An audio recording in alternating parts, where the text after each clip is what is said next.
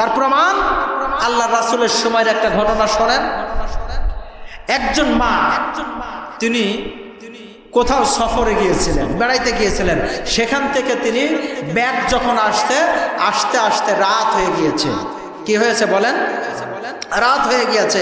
মরুভূমির ভিতরে দিয়ে যেতে হবে, সে তো ভীত সন্ত্রস্ত, পথ চেনে না, কোন দিক দিয়ে সে যাবে। আর রাত হয়ে গেল। পুরুষ নামের কুকুর যারা, পুরুষ নামের ধর্ষণকারী যারা ওই সমাজে ছিল, তিনি ভীত সন্ত্রস্ত ছিলেন। না জানে কোন দিকটা হায়নার মতো আমার সতীত্বের উপরে হামলা দিয়ে বসে, এই ভয়ে তিনি ততষ্ট ছিলেন। এমতো অবস্থায় একজন পুরুষ মানুষ এগিয়ে আসলেন। সুবহানাল্লাহ বলেন।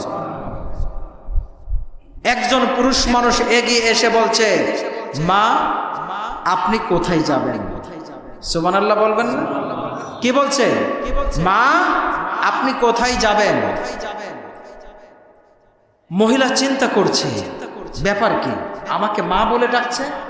সাধারণত আপনি যদি কাউকে মা বলে সম্বোধন করেন, তাহলে ওই জায়গাটায় একটা মহব্বতের চিহ্ন, মহব্বতের নিদর্শনে এসে যায় কি যায় না? যায় না?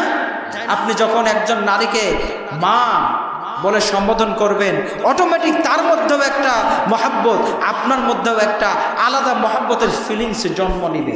ঠিক না বেঠিক? কিন্তু বর্তমান সমাজ তার থেকেও নিকৃষ্ট হয়ে যাচ্ছে, তার থেকে খারাপ হয়ে যাচ্ছে। দেখেন, এই যে মাত্র গত 2 দিন আগের খবর, নিজের মেয়ের সাথে বাবা অবৈধ মেলামেশা করে আজকে মেয়ে 4 মাসের অন্তঃসত্ত্বা বলে নাউজুবিল্লাহ। তাহলে সেই সমাজ ভালো ছিল নাকি বর্তমান সমাজ ভালো? কোনটা বলেন? সেই সমাজ ভালো ছিল যেই সমাজে ইসলাম ছিল, যেই সমাজে আল্লাহর আইন ছিল, সেই সমাজ ভালো ছিল। ঠিক কিনা? এখনই আপনারা বুঝতে পারবেন।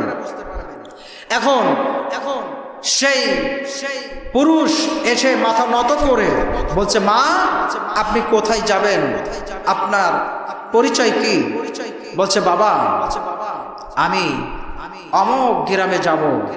আমি তো অমুক জায়গায় গিয়েছিলাম, সেখান থেকে আসতে আসতে রাত হয়ে গিয়েছে, আমি পথ চিনি না, আমি তো আমার গন্তব্যস্থল পর্যন্ত যেতে পারবো কিনা এই ভয়ে আছি।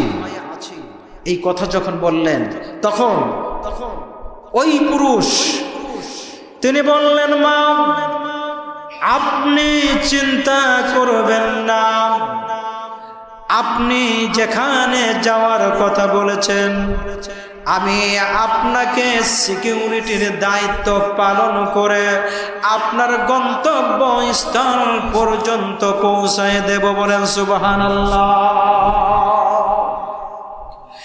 এই কথা বলার পরে ওই আল্লাহর বান্দা, আল্লাহর ওই বান্দিকে উটের উপরে সওয়ার করায় দিয়ে নিজে উটের দড়ি ধরে হেঁটে হেঁটে ওই মহিলার গন্তব্য স্থল পর্যন্ত নিয়ে পৌঁছায় দিলেন। বলেন সুবহানাল্লাহ। গন্তব্য স্থল পর্যন্ত নিয়ে যখন নামায় দিচ্ছেন, ওই পুরুষ মাথা নত করে আছে, নিজের নজর দিয়ে ওই মহিলার দিকে তাকায় না। ওই মহিলা তার গন্তব্যস্থলে নামার পরে ওই পুরুষকে জিজ্ঞাসা করে, বাবা তোমার পরিচয়টা কি? তুমি এত সুন্দর, এত চরিত্রবান হয়েছো কিভাবে গো? এত সুন্দর আচরণ দিয়ে তুমি আজকে আমাকে মুগ্ধ করে দিলে বাবা। ও বাবা তোমার পরিচয়টা একটু দেওয়া যাবে নি? আল্লাহ রাব্বুল আলামিনের বান্দা বললেন, ও মা আমরা কিছুদিন পূর্বেও তোমাদের সতীত্ব হরণকারী ছিলাম, আমরা তোমাদের সতীত্ব নষ্টকারী ছিলাম, কিন্তু আমাদের দেশে আমাদের এমন একজন নেতা এসেছেন, এমন একজন নবী এসেছেন, আমরা তার হাতে হাত দিয়ে যখন কালেমা পড়ে নিয়েছি, আমরা যখন বিশ্বাস করে নিয়েছি, পড়েছি, বলেন আশহাদু আল্লা ইলাহা ইল্লাল্লাহু মুহাম্মাদুর রাসূলুল্লাহ। আমরা যখনই ওই নেতার হাতে হাত দিয়ে এই কালেমা পড়ে নিয়েছি, মাগো আমরা তোমাদের সতীত্ব নষ্টকারীর থেকে বর্তমানে আমরা তোমাদের সতীত্ব হেফাজতকারী হিসেবে আমাদেরকে দাঁড় করিয়েছে। বলেন সুবহানাল্লাহ। তাহলে এবার আপনারা বলেন, যদি ইসলামওয়ালা সমাজ হয়ে যায়, সমাজ রাষ্ট্রে যদি সেই ইসলামী আইন কানুন চালু হয়ে যায়, তাহলে আমার মা বোনেরা বর্তমানের থেকে আরো বেশি নিরাপত্তা পাবে কি পাবে না? কথা বলতে হবে, পাবে কি পাবে না? তাহলে আমাদেরকে আল্লাহর সেই আইন, আল্লাহর সেই কোরআনের বিধান, নবীর সেই আদর্শ বাস্তবায়নের জন্য আবারও দুনিয়ার এই জমিনের উপরে আমাদের সর্বাত্মক সমস্ত চেষ্টা প্রচেষ্টা চালু করার দরকার আছে না নাই? সবাই কি রাজি আছেন? কোন রক্তচক্ষুকে আমরা পরোয়া করি না, কারণ আমাদের আল্লাহ আমাদেরকে বলেছেন, হে আমার বান্দা বান্দিরা, আমি তোমাদের কাছ থেকে জান্নাতের বিনিময়ে দুইটা জিনিস কিনতে চাই। কয়টা বলেন? কয়টা? কিসের বিনিময়ে? এবার আমরা বলি আপনাদেরকে, আল্লাহ কি কোনো ঠেকাই পড়েছে যে আমাদের কাছে জান্নাত বিক্রি করা লাগবে? তার কথা বলতে হবে।